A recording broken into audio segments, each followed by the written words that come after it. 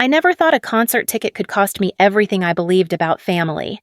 But that's exactly what happened the night my appendix nearly killed me, and my parents chose Elton John over their own daughter's life. My name is Sarah Johnson, and for 32 years I believed I was the lucky one, the responsible daughter, the one who had it all figured out. While my older sister Jessica bounced from job to job, relationship to relationship, I built a stable life. Marketing manager at a mid-sized firm, beautiful twins Emma and Jake, and a husband David who traveled frequently but provided well for our family. I was also the family's financial backbone, though I never really thought about it that way. It started small when I got my first real job at 22. Dad's car needed repairs, so I helped. Mom's medical bills from her knee surgery, I covered those too. When Jessica lost another job, I stepped in to help with her rent. It felt natural, even noble. I was the successful one, so I should help, right? The pattern became so ingrained that I stopped noticing it. Every month, like clockwork, I'd transfer money to my parents' account. Utilities, groceries, insurance premiums. When their mortgage needed refinancing, I co-signed. When Jessica's kids needed school supplies, somehow that became my responsibility too. Over 15 years, I'd quietly become the family's primary financial support, and everyone just expected it. But there were always small cracks in this perfect family picture, tiny moments that made my stomach twist uncomfortably. Like how my parents never seemed too busy to babysit Jessica's kids, but when I needed help with the twins, there was always some excuse. "We're getting older, Sarah," Mom would say. "Jessica's kids are easier." Or how family gatherings always seemed to revolve around Jessica's latest drama, while my achievements got a polite nod before the conversation moved on. I told myself it was because I was the strong one, the one who didn't need help. But sometimes, late at night when David was traveling and the twins were finally asleep, I'd wonder why being strong had to mean being alone. The morning of October 15th started like any other Tuesday. David had left for a 3-week business trip to California the day before. The twins were in their terrible threes phase, which meant Emma had decided she hated all vegetables, and Jake had developed an impressive ability to find danger in our completely child-proofed house. I was managing, barely, counting down the days until David returned. Around noon, while I was trying to convince Emma that carrots weren't actually poison, I felt a sharp pain in my lower right abdomen. I brushed it off. Stress, probably. Or maybe I'd pulled something chasing Jake around the playground the day before. Single parenting, even temporarily, was exhausting. But the pain didn't go away. By evening, it was getting worse. By bedtime, I was struggling to lift the twins into their cribs. "Mommy has a tummy ache," I told them, forcing a smile as I tucked them in. "But Mommy's going to be fine." I called David around 9 p.m. "How bad is the pain?" he asked, and I could hear the concern in his voice even through the poor connection. "It's probably nothing," I said, though the pain was now constant and sharp. "Just stress from handling the twins alone." "Sarah, if it's appendicitis—" "It's not appendicitis," I cut him off. "I just need to rest." But deep down, I was starting to worry. The pain was unlike anything I'd experienced, even during childbirth. And it was getting worse. By 1 a.m., I knew something was seriously wrong. The pain had become unbearable, and I was running a fever. I could barely stand upright. The twins were asleep in their cribs, innocent and unaware that their mother was falling apart in the hallway outside their room. I called David first, my hands shaking as I dialed. "I think I need to go to the hospital," I whispered, not wanting to wake the children. "Oh God, Sarah! I'm booking the first flight home, but it'll be at least 8 hours before I can get there. Can you call your parents?" Of course, my parents. They lived 20 minutes away. They'd taken care of the twins before, though, admittedly, not often. This was exactly the kind of emergency that family was supposed to help with. With trembling fingers, I dialed my mother's number. It rang 4 times before her groggy voice answered. "Sarah, what's wrong? It's the middle of the night." "Mom, I'm really sick. I think it might be appendicitis. I need to get to the hospital, but I can't leave Emma and Jake alone. Can you and Dad come over?" There was a pause. A long pause that made my stomach drop even further. "Oh, honey, that's terrible timing. Your father and I have those Elton John tickets tomorrow night. We've been planning this for months, and you know how hard it was to get good seats. Jessica's coming with us, and we promised we'd help her get ready during the day. I blinked, certain I'd misheard. Mom, I think my appendix might be rupturing. This is an emergency. Well, can't you wait until after the concert? Or maybe call a babysitter? The words hit me like a physical blow. Can't you wait? As if I could schedule a medical emergency around their entertainment plans. A babysitter? Mom, it's 1 a.m. and I need surgery. I need family right now. Sarah, you know we love you, but you've always been so independent. You never really need us the way Jessica does. And these tickets cost a fortune. Your father would be devastated to miss this. Something inside me cracked. Not the physical pain, though that was excruciating. Something deeper. Something that had been holding my understanding of my family together.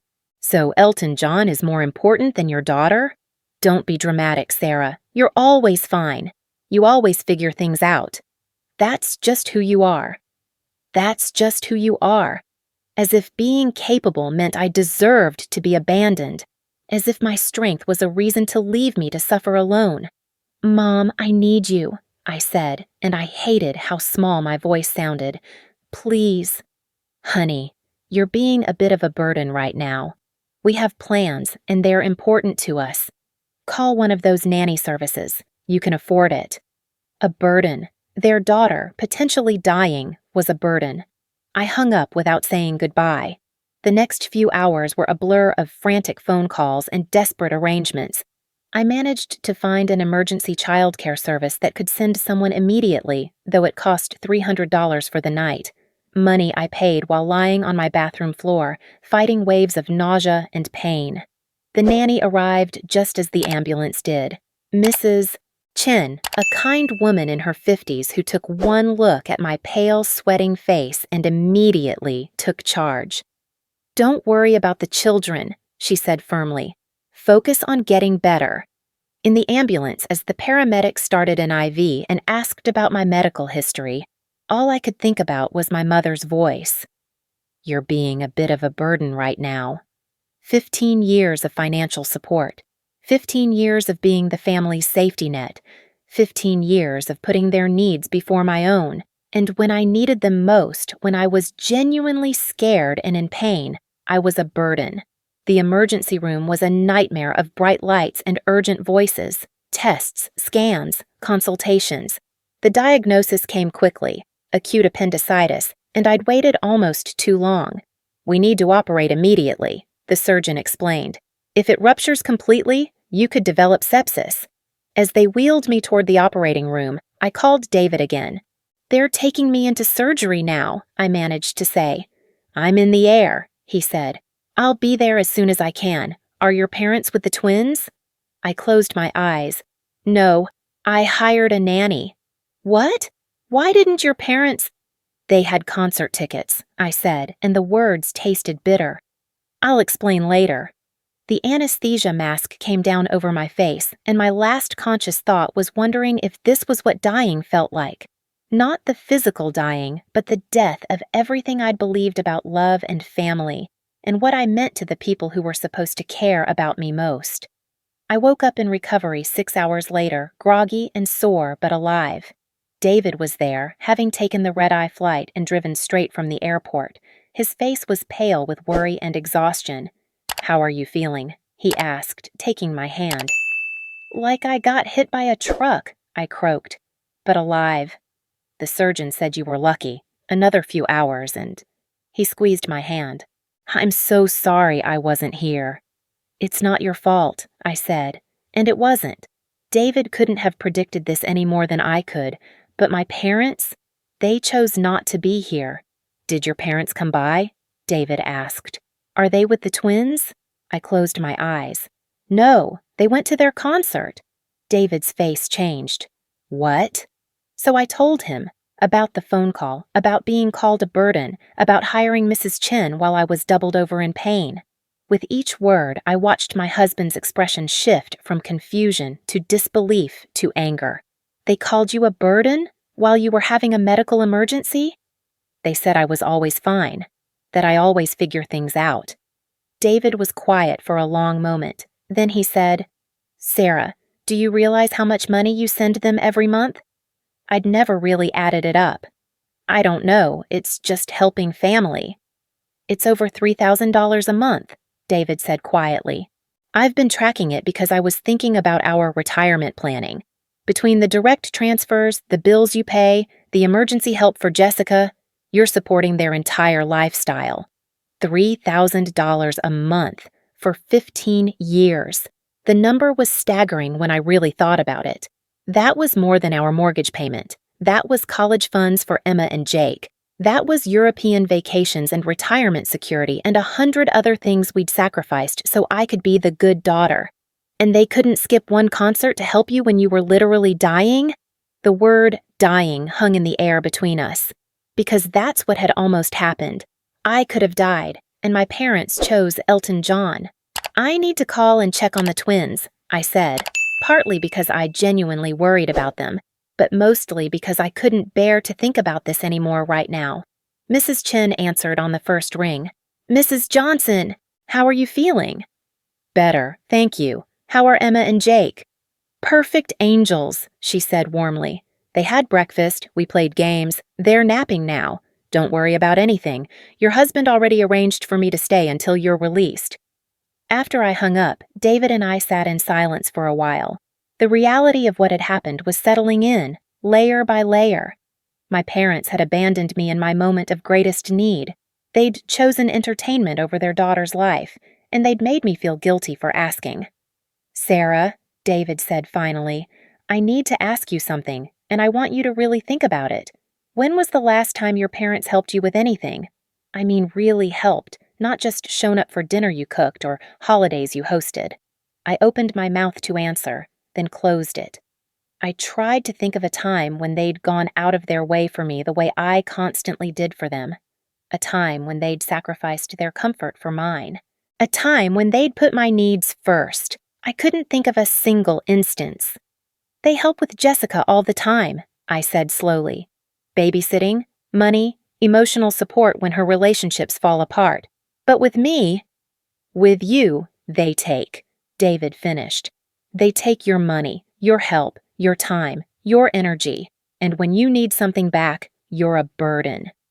The truth of it hit me like another wave of pain, deeper than anything the appendix had caused. I wasn't the beloved daughter. I wasn't the family success story. I was the family ATM, the reliable source of funds who was expected to give endlessly and never ask for anything in return. And the moment I'd needed them, really needed them, I'd discovered exactly what I meant to them. Nothing. Less than nothing. I was an inconvenience, a burden who had the audacity to have a medical emergency that conflicted with their entertainment schedule. Lying in that hospital bed, still weak from surgery, I felt something fundamental shift inside me. It wasn't just anger, though I was angrier than I'd ever been. It wasn't just hurt, though the pain was overwhelming. It was clarity. For the first time in my adult life, I saw my family clearly. The dynamic I'd been too close to see, too invested in maintaining to acknowledge.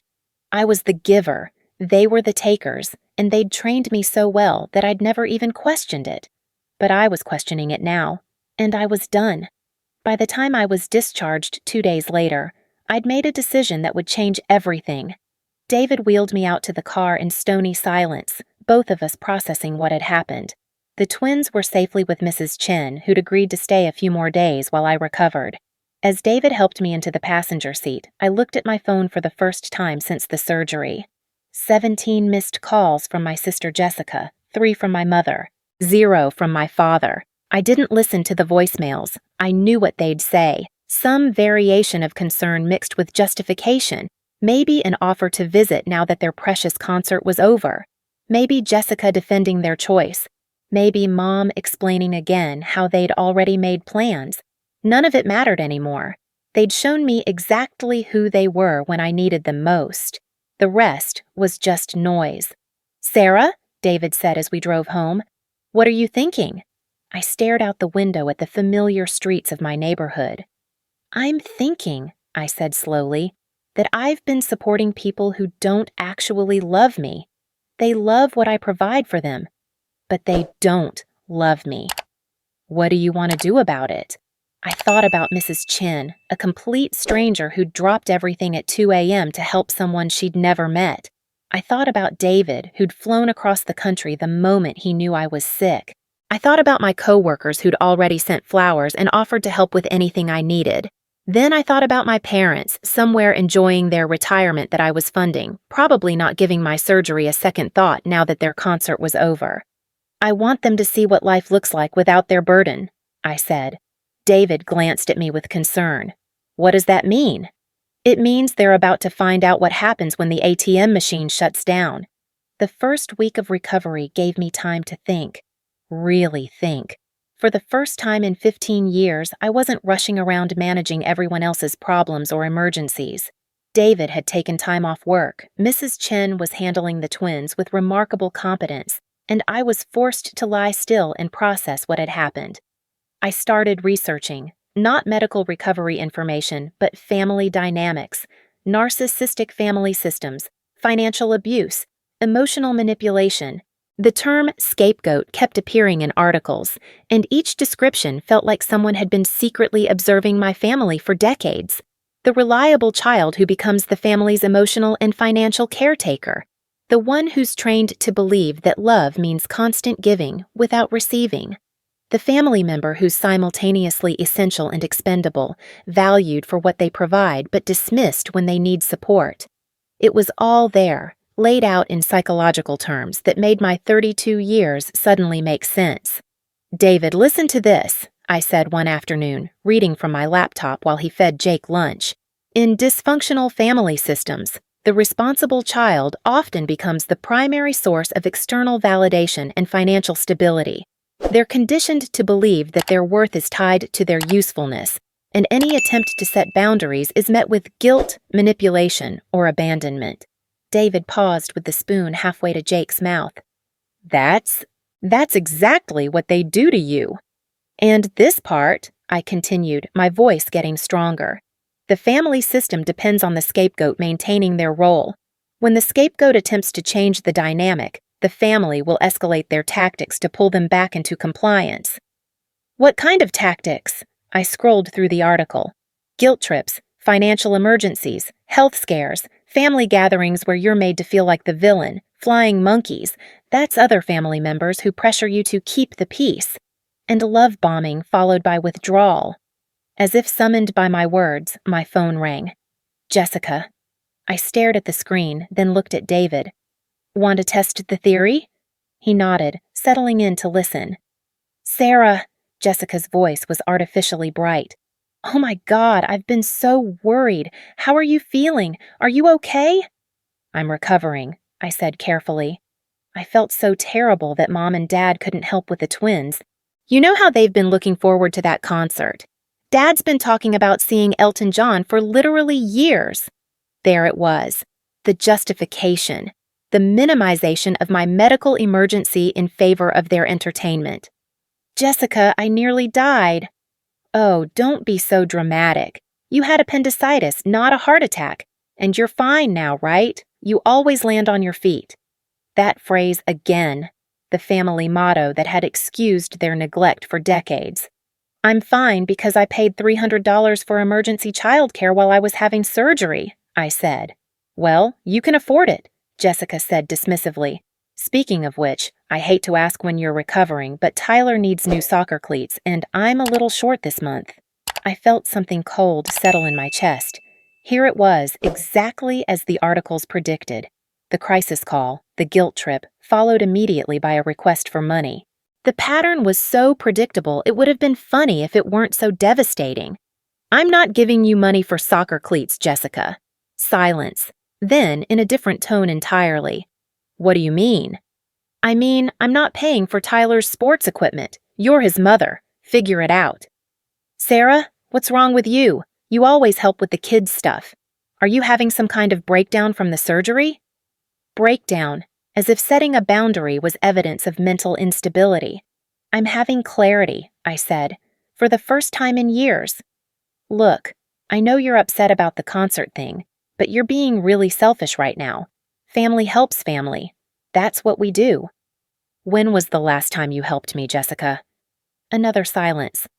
What do you mean? I mean, when was the last time you did something for me that cost you time, money, or effort? Sarah, you don't need help. You have everything together. David has a good job. You have a nice house. The twins are healthy. I'm a single mom struggling to make ends meet. And I'm a woman who just had emergency surgery while her family abandoned her for a concert. God, you're being so dramatic. It was one night, and you handled it fine. You always handle everything fine. Because I have to, I said, and my voice was rising despite my efforts to stay calm. Because every time I've needed help over the past 15 years, you've all made it clear that I'm supposed to handle everything myself. That's not true. When did you last babysit Emma and Jake? Well, you never really ask. When did you last help with anything? When did any of you last give me money, or time, or support without me having to pay for it somehow?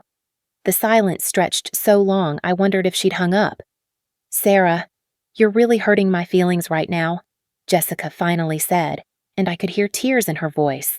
I don't understand why you're being so mean. We love you. Love, the word they used when they wanted something, never when I needed something. I have to go, I said. The twins need me. Wait, about Tyler's cleats. I hung up. David was staring at me with something that looked like pride. How do you feel? Terrified, I admitted. And angry. And free? That afternoon, I opened my laptop and started making lists.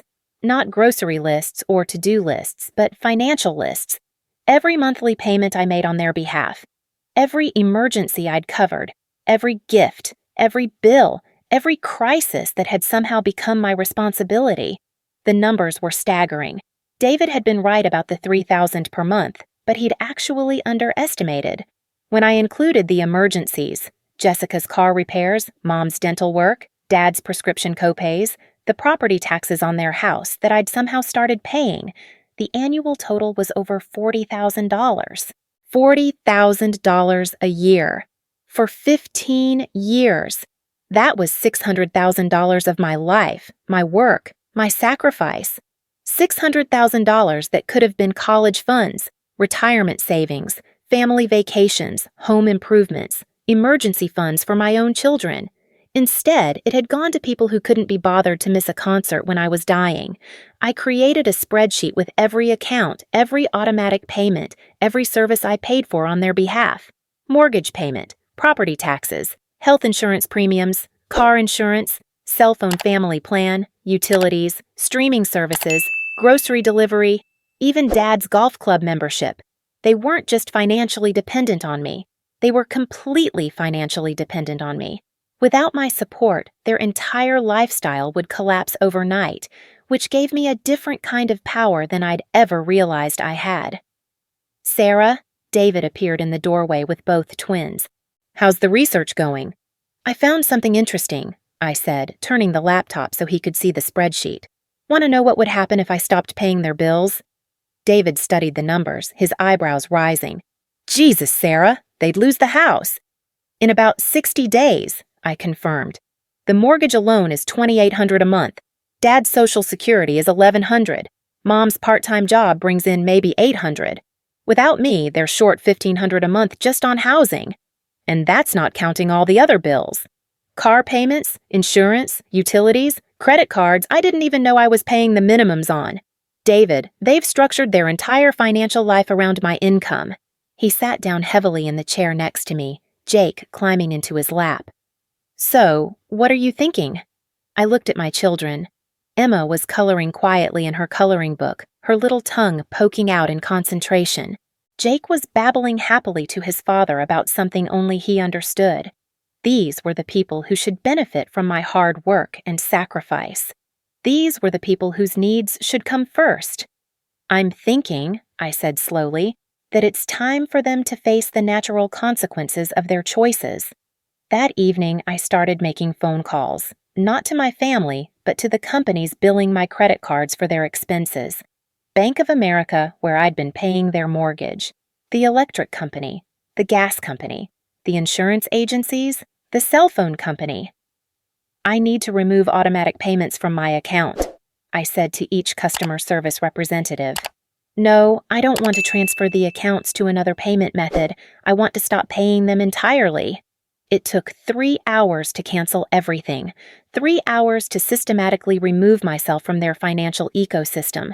With each call, I felt lighter and more terrified simultaneously.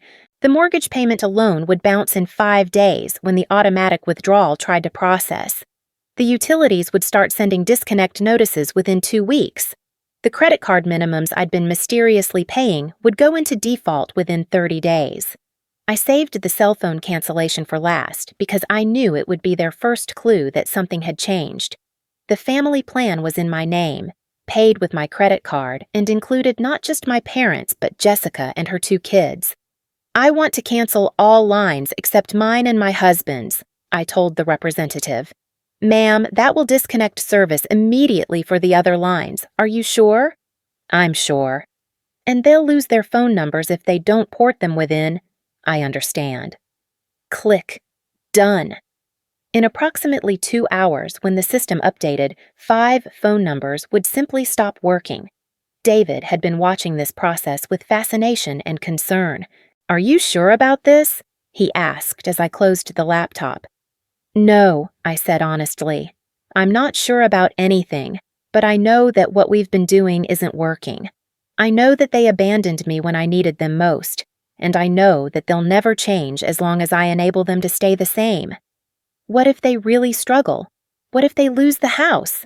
I thought about that morning's phone call with Jessica, her immediate pivot from fake concern to asking for money. I thought about my mother's voice saying I was a burden. I thought about my father who hadn't even bothered to call and check on me. Then they'll figure it out, I said. They always told me I was good at figuring things out. Time for them to develop that skill. The first sign that my plan was working came at 11:47 p.m. My phone, which I'd silenced but left face up on the nightstand, lit up with a call from Mom, then Jessica, then Mom again, then Jessica, then a number I didn't recognize. Probably Dad trying to call from a neighbor's phone since his cell service had been cut. I let them all go to voicemail. By morning, I had 17 missed calls and 12 voicemails. I listened to them while David made breakfast and the twins played in the living room.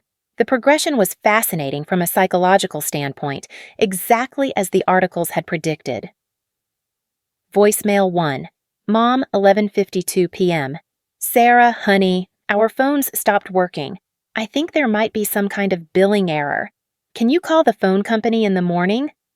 Voicemail 3. Jessica, 12:15 a.m.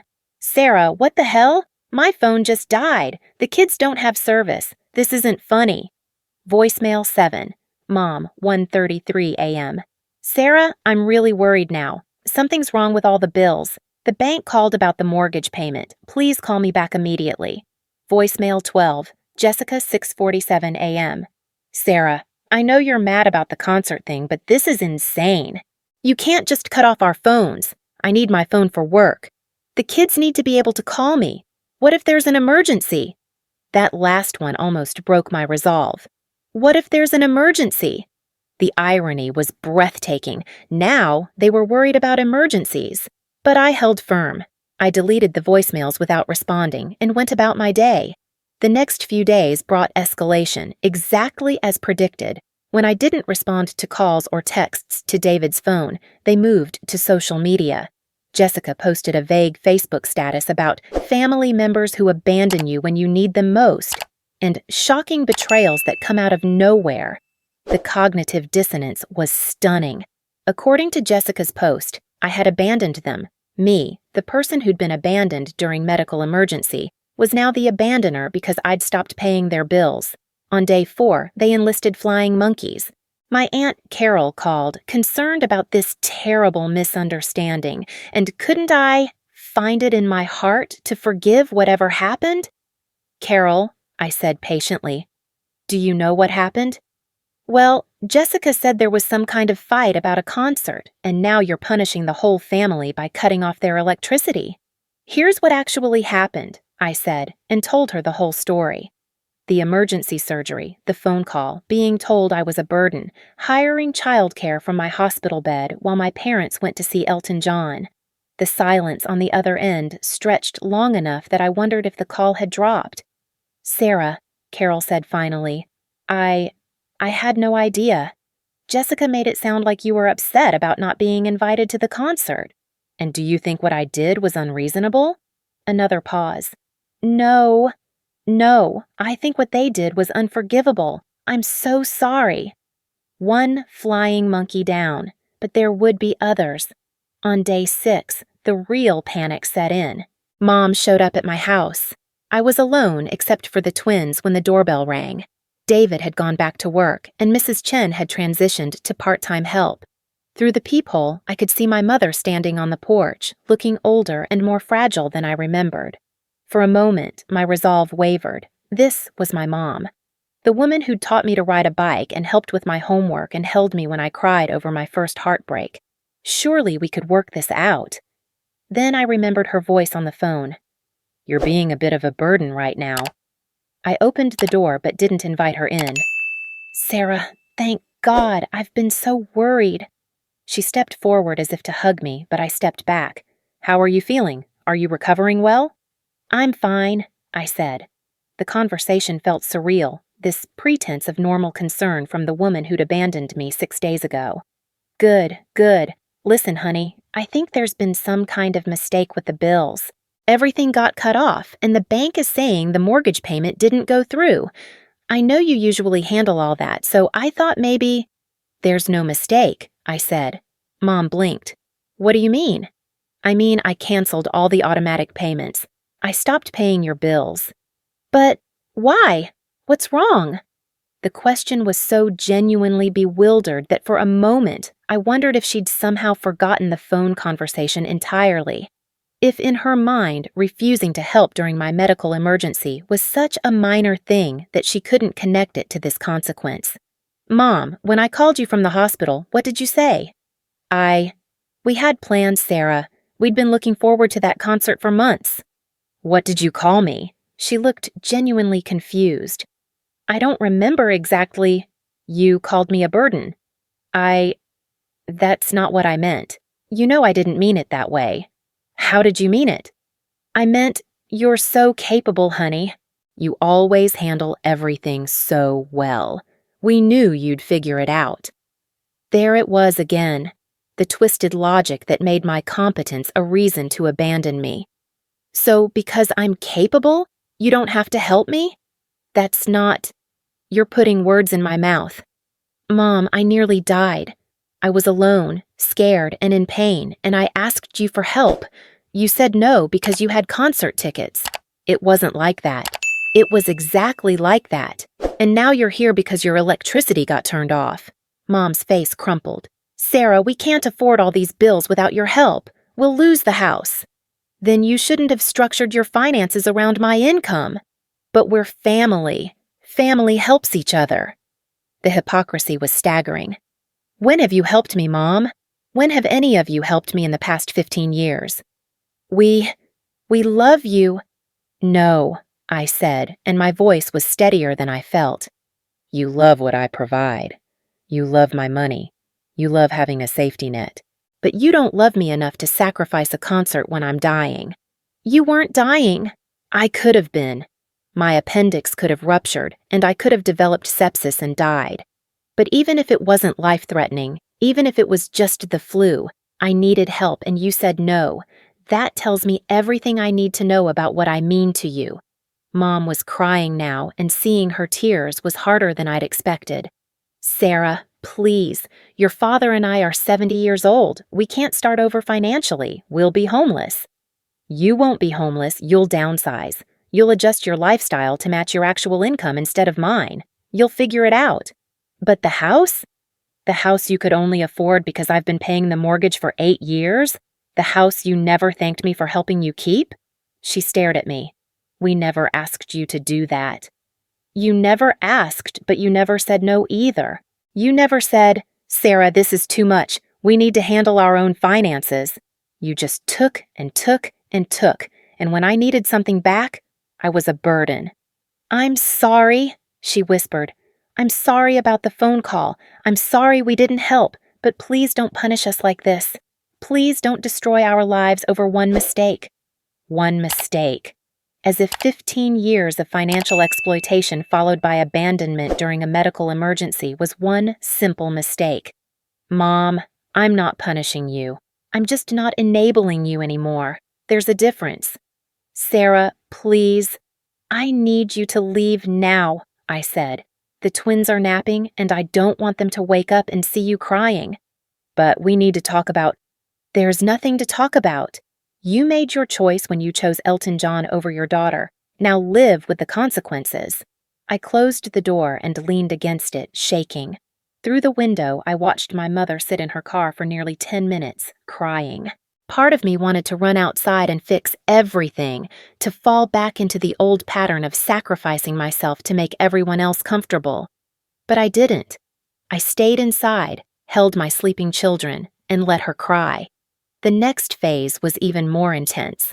Jessica started calling David directly, trying to get him to pressure me. When that didn't work, she began showing up at my workplace, forcing security to escort her out. She created new social media accounts to message me when I blocked her original ones. The content of her messages grew increasingly desperate and manipulative. "Sarah, Tyler is crying because he doesn't understand why Aunt Sarah suddenly hates us. Mom and Dad are talking about taking out a loan shark loan to save the house. Is that what you want? I never thought my own sister could be so cruel and vindictive. You're destroying our family over a stupid concert." But the one that almost broke me was, "Emma and Jake are going to grow up thinking their aunt and grandparents are terrible people because of your lies." I showed that message to David when he got home from work. "She's using the twins against me now." "Are you wavering?" he asked gently. I thought about it honestly. Part of me is. The part that's been trained for 32 years to fix everything and make everyone happy. But the rational part of me knows that caving now would just teach them that they can treat me however they want, as long as they escalate the manipulation far enough. What does your gut tell you? My gut tells me that people who really love you don't threaten to hurt themselves to control you. My gut tells me that I've been an ATM with emotions, not a daughter. Then trust your gut. The final blow came 2 weeks after I'd cut off their funding. I was in the grocery store with the twins when I ran into Mrs. Patterson, my parents' neighbor. She'd known me since I was a child. "Oh, Sarah, how lovely to see you. How are you feeling? I heard you had surgery." "I'm much better, thank you." "Good, good. Listen, I don't want to gossip, but I'm a little worried about your parents. There have been some very heated phone calls in their backyard lately. And yesterday I saw your father crying on the porch. Is everything all right?" My stomach clenched. "They're going through some financial difficulties." "Oh, how terrible. You know, at their age, financial stress can be so dangerous for their health. I hope they have family who can help them through this difficult time." The manipulation was perfect, and it wasn't even coming from them directly. Mrs. Patterson had no idea she was being used as a weapon, but the message was clear. Your parents are suffering, and it's your fault. "I'm sure they'll figure something out," I managed to say. "Well, if there's anything the neighborhood can do—" "We all think so highly of your parents. Your father has been such a help with my lawnmower, and your mother always brings me soup when I'm sick." Of course they did. They were wonderful neighbors, generous community members, beloved by everyone who didn't have to bankroll their lifestyle. It was only their own daughter who got treated like an ATM. That night, after the twins were in bed, I finally broke down. The stress of maintaining my boundaries while my entire extended community thought I was heartless was overwhelming. "David, what if I'm wrong?" I sobbed into his shoulder. "What if I really am being cruel and vindictive? What if they really do love me and just made a terrible mistake?" "Sarah, look at me." He lifted my chin so I had to meet his eyes. "In 15 years of marriage, how many times have your parents babysat our children without being asked to pay them?" I thought about it. Never. "How many times have they offered to help with anything, moving, painting, childcare, anything, without expecting something in return?" Never.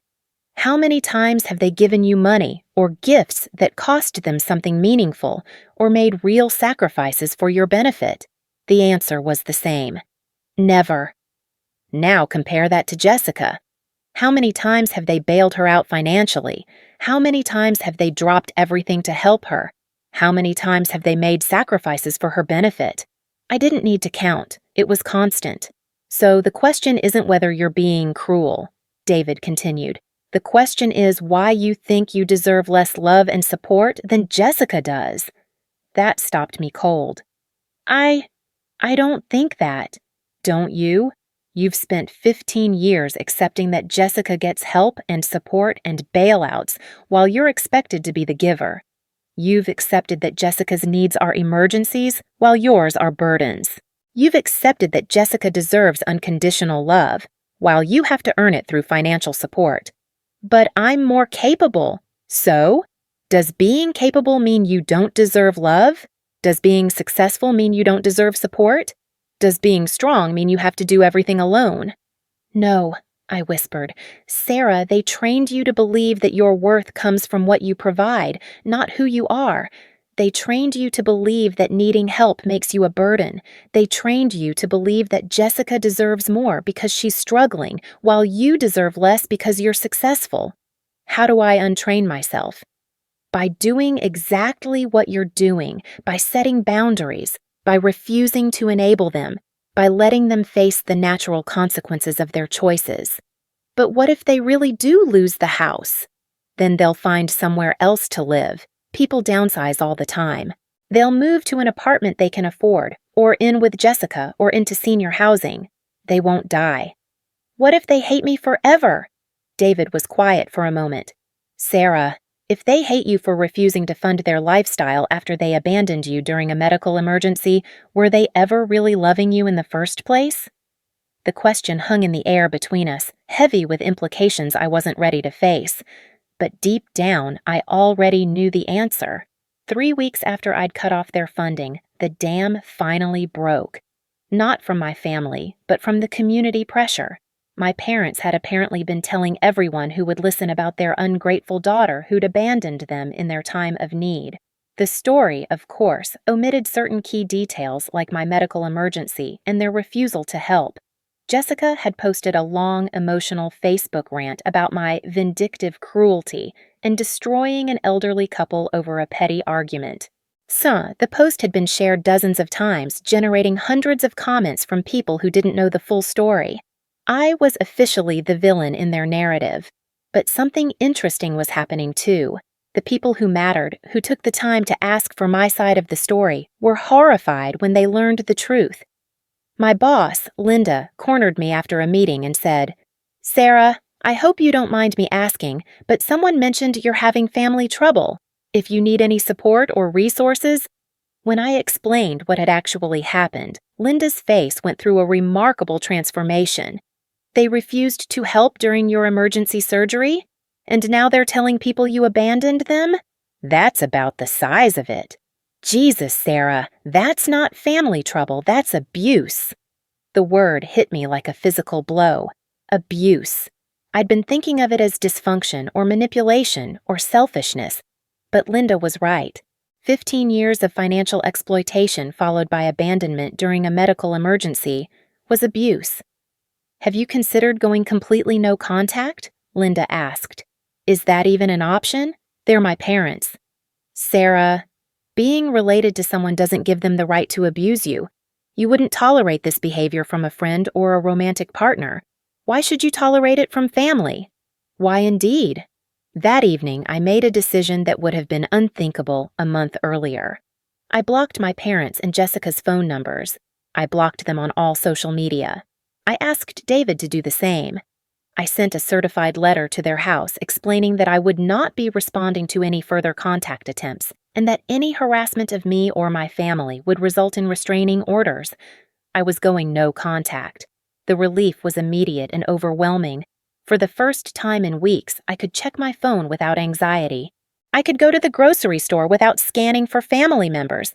I could focus on my recovery, my children, my marriage, my own life. But the guilt was crushing.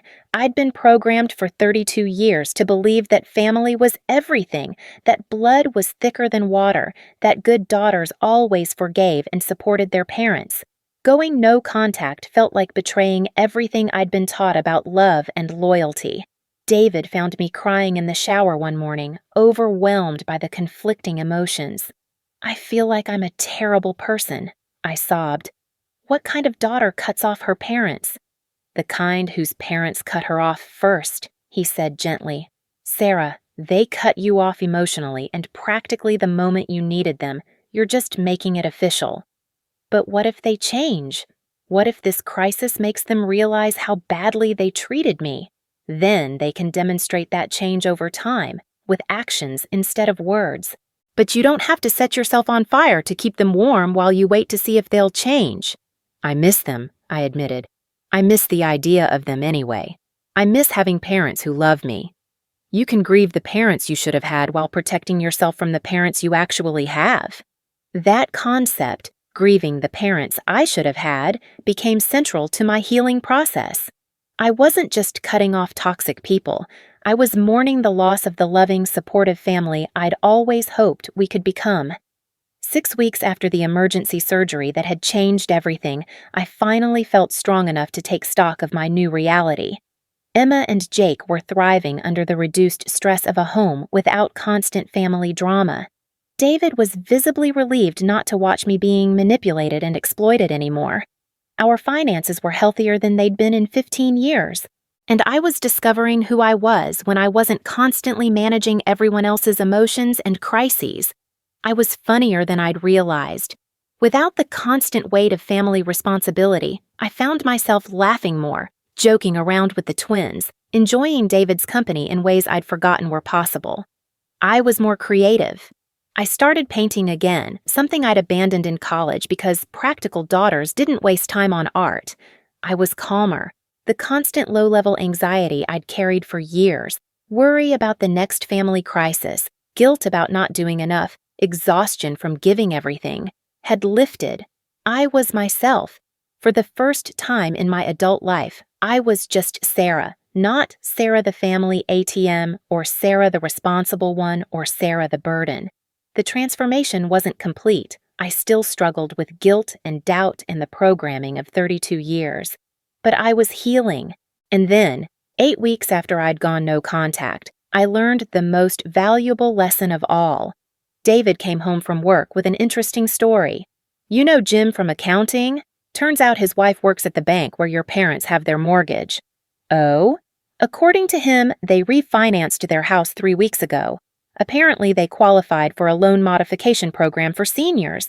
Their payment is now about $800 a month instead of $2,800. I stared at him. "They what?" "They figured it out, Sarah, just like you said they would. They downsized their payment to something they can actually afford on their income. But they said they'd lose the house. They said they'd be homeless.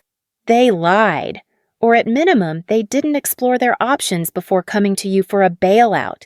They went straight to emotional manipulation instead of taking responsibility for their finances." The revelation was stunning.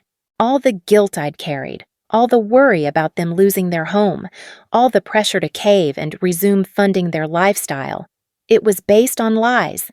They had options. They'd always had options. They'd just preferred to make me responsible for their choices rather than face the mild inconvenience of adjusting their lifestyle. "David," I said slowly, "I think they're going to be fine. I think you're right. And I think I'm going to be better than fine." "I know you are." That night, after the twins were asleep, I sat in my kitchen and wrote in the journal my therapist had recommended. At the top of the page, I wrote, "Things I've learned about love. Real love doesn't abandon you during medical emergencies. Real love doesn't call you a burden for needing help. Real love doesn't exploit your generosity for 15 years and then blame you for setting boundaries. Real love doesn't require you to set yourself on fire to keep other people warm. Real love celebrates your success instead of using it against you. Real love sees you as a person, not a resource. Real love is what David shows me every day, what Mrs. Chen showed me that terrible night, what my boss Linda showed me when she offered support. Real love is what I'm learning to show myself." I closed the journal and looked around my quiet house. My children were safe upstairs. My husband was reading in the living room. My bills were paid with money that stayed in my own accounts. My phone wasn't buzzing with crisis calls and guilt trips. For the first time in my adult life, I was free, and I was never going back.